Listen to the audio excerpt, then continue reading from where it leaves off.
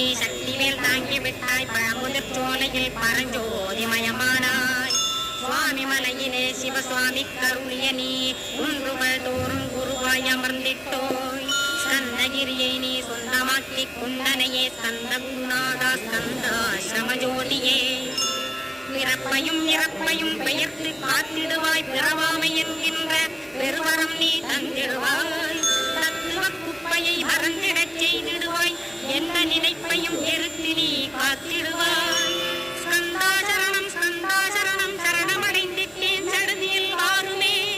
சரவண பவனே உன்னருளாலே நான் உயிரோடு இருக்கின்றேன்